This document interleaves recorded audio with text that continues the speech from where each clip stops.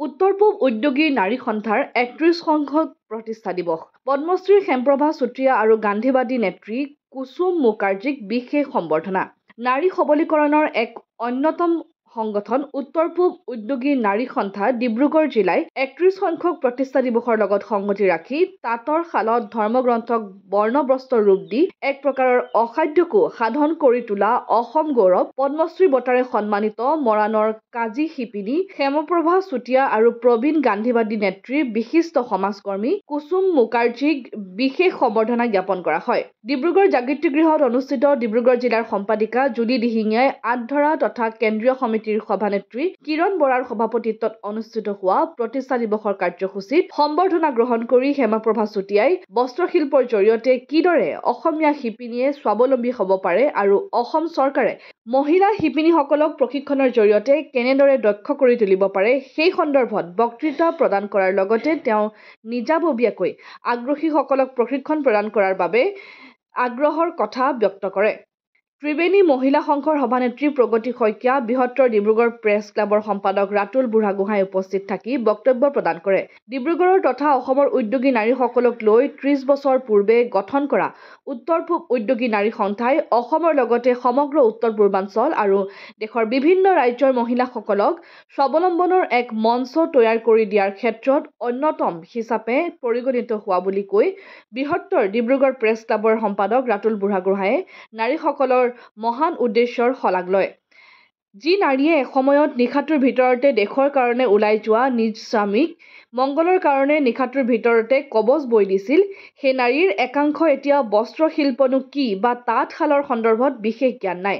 তদুপৰি থলুৱা শিপিনীৰ অভাৱত থলুৱা তাঁতীশালসমূহ বন্ধ হোৱাৰ লগতে আমদানিকৃত বস্ত্ৰই বজাৰ দখল কৰিছেহি। কিন্তু তাৰ বিপৰীতে গৈ হেমপ্ৰভা চুতীয়াৰ দৰে মহিলাই নিজৰ একাগ্ৰতা আৰু আন্তৰিকতাৰে নিজৰ তাঁতশালৰ জৰিয়তে সপোন ৰচি পদ্মশ্ৰীৰ দৰে সন্মান বুলিবলৈ সক্ষম হোৱা বুলি কৈ হেমপ্ৰভা চুতীয়া সমগ্ৰ অসমীয়া মহিলাৰ বাবে সদায় আদৰ্শ হৈ থাকিব বুলি কয়। অনুষ্ঠানত সংগঠনটোৰ কোষাধ্যক্ষ ৰূপা গগৈ, মিডিয়া চেলাৰ পাতঞ্জলি মেধিকে প্ৰমুখ কৰি বিষয়ববীয়াসকল উপস্থিত থাকে।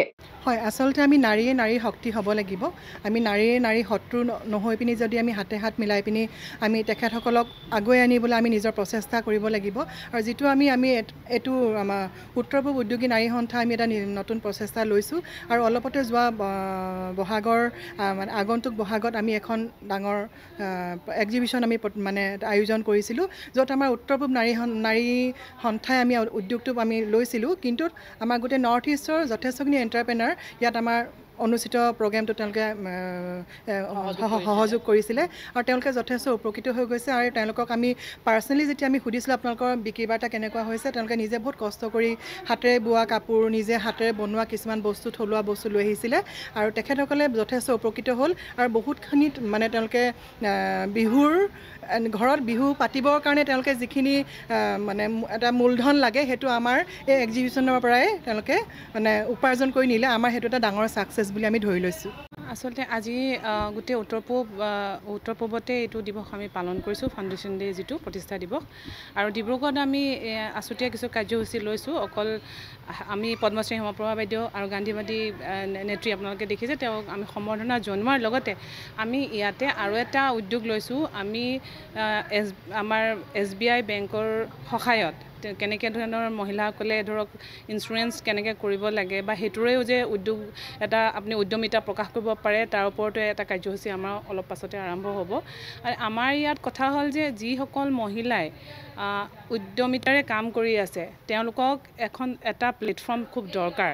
আৰু আমাৰ মহিলাবিলাকৰ বহুত অসুবিধা আছে। এই অসুবিধাবিলাক আমি শ্ব'কেছ কৰিবলৈ কাৰণে আমাক এটা অৰ্গেনাইজেশ্যন লাগে। আৰু সেইকাৰণে এতিয়া আমি এই নেৱাৰ জৰিয়তে এইখিনি সক্ৰিয়ভাৱে আমি যাতে অংশগ্ৰহণ কৰিব পাৰোঁ, আমাৰ সুবিধা অসুবিধা কেনেদৰে আমি ইয়াক আগবঢ়াই নিব পাৰি তাৰ প্ৰচেষ্টা এটা চলোৱা হৈছে আৰু সকলোৱে আমাক সহযোগ কৰিছে। আৰু আগন্তুক দিনত আমি ভাবোঁ আমাৰ বহু ধৰণৰ কাৰ্যসূচী আমি সফলভাৱে কৰিবলৈ আৰম্ভ কৰিম আৰু সফলভাৱে তাক ৰূপায়ণ কৰিবলৈ চেষ্টা কৰিম। মোৰ নাম বিনু দাস বৰুৱা। মই ডিব্ৰুগড় সদৌ অসম মহিলা মানে উদ্যোগী নাৰী সন্থাৰ সৌজন্যত আমি আজি ডিব্ৰুগড় মহিলা সন্থাই মানে আমি আজি অনুষ্ঠান প্ৰতিষ্ঠা দিৱসটো উদযাপন কৰিবলৈ লৈছোঁ। আৰু সেইবাবেই মানে আজি আমি এখনি মিটিং আৰু মানে এটা সাংস্কৃতিক শ্ব' পাতিম বুলি ভাবিছোঁ। মানে আমাৰ হেৰি কৰে। আৰু তাৰ বাবে আমি মৰাণৰ আপোনাৰ পদ্মশ্ৰী যিগৰাকীয়ে লাভ কৰিছিলে হেমপ্ৰভা চুতীয়া বাইদেউ, তেখেতক আমি নিমন্ত্ৰণ কৰি আনিছোঁ। আৰু এগৰাকীক আনিছোঁ, তেখেতৰ নামটো কি আছে? কুসুম মুকাছী বাইদেউ, তেখেতে গান্ধীবাদী মহিলা, তেখেতকো আমি আমাৰ সভালৈ আমি মাতি নিমন্ত্ৰণ কৰি আনিছোঁ। গতিকে আমি ভাবিছোঁ মহিলাই কৰিব নোৱাৰা কাম একো নাই, হয় নহয় কোৱাচোন? গতিকে আমি ভাবিছোঁ আজিকালি যিটো দিন আহিলে পুৰুষ আৰু মহিলা সমান হৈ গ'ল। গতিকে সেইকাৰণে আমি যিখিনি মহিলাই উদ্যোগত নিজৰ হাতৰ কাম, আজিকালি মহিলাই কৰিব নোৱাৰা কাম একো নাই। তেওঁলোকে তাঁতৰ কামৰ পৰা, বয়ন শিল্পৰ পৰা, তোমাৰ কি কয় গছ মানে ফুলৰ সজ্জাৰ পৰা, বয়ন শিল্পৰ পৰা, কৃষ্টি সংগীতৰ পৰা সকলোবোৰেই তেওঁলোকে মহিলাই কৰিব পাৰে। গতিকে সকলোখিনি মানে একেলগে গোট হৈ পেলাই আমি ভাবিছোঁ যদি আমিও ডিব্ৰুগড়ত এটা আমাৰ সন্থাটো আমি তেনেকৈ যদি ভালকৈ পাতিব পাৰোঁ, তেতিয়া সকলো গাঁৱে ভূঞে থকা যিমান আজিকালি বহুত গাঁৱত মহিলা আছে, তেখেতসকলে চব জানে, কিন্তু তেখেতসকলক উলিয়াই আনিবলৈ কোনো এটা ৰাস্তা লাগে, হয় নহয়? সেইবাবেই সেইটো চিন্তা কৰিয়ে আমি ডিব্ৰুগড়ত আমি এই অনুষ্ঠানটো পাতিছোঁ, যাতে গাঁৱৰ মহিলাবোৰো উদ্যোগী মহিলাক ওলাই আহি তেখেতসকলে নিজৰ জীৱিকাৰ সন্ধান বিচাৰি ল'ব পাৰে। আৰু বাকী টাউনে চাউনে যিমান য'ত যেনেকৈ মহিলা আছে, আমাৰ সন্থাটোত জইন কৰি তেখেতসকলে নিজৰ এটা পৰিয়াল পালন কৰিবও পাৰিব, ঘৰখনৰ কাৰণেও ধৰক সমাজৰ কাৰণেও উন্নতি হ'ব। তেতিয়া সেইটো বুলি আমি আমাৰ এই মানে নৰ্থ ইষ্ট ওমেন এণ্টাৰপ্ৰাইনাৰ এইটো আমি আৰম্ভ কৰা আজি 31 বছৰ হ'ল। আমাৰ যিগৰাকীয়ে আৰম্ভ কৰিছিলে প্ৰথম, তেখেত আমাৰ শ্ৰদ্ধাৰ কিৰণ বৰা বাইদেউ। আৰু সেই কিৰণ বৰা বাইদেৱে যেতিয়া 30 বছৰ 28 বছৰ বয়স আছিলে, তেতিয়াই বাইদেৱে এইটো গুৱাহাটীৰ পৰা আৰম্ভ কৰিছিলে, তেখেতৰ ভণ্টিক লগত লৈ পেলাই। আৰু সেই অনুষ্ঠানটোৱেই আজি ইমান বছৰ জীয়াই আছে।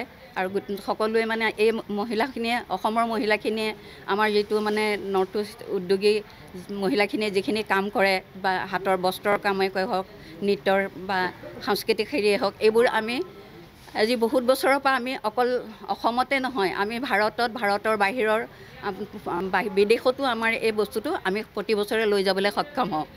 আমাৰ যিখিনি সাজ পোছাক আছে, ধৰা আমাৰ অসমীয়া যিখিনি বয়ন শিল্প, সেইখিনি অসমীয়াৰ সাংস্কৃতিক যিটো দিশ আছিলে, সেইটো আমি গৈ পেলাই এতিয়া আমি গোটেই মানে বাহিৰত প্ৰচাৰ হৈছে। গতিকে এতিয়া ভাবোঁ ইমান দিনৰ পৰাই প্ৰচাৰ হৈ আছে, গতিকে এতিয়া মই ভাবোঁ এতিয়া আমি আৰু বহল হিচাপে আমি প্ৰতিষ্ঠা কৰিব পাৰিম।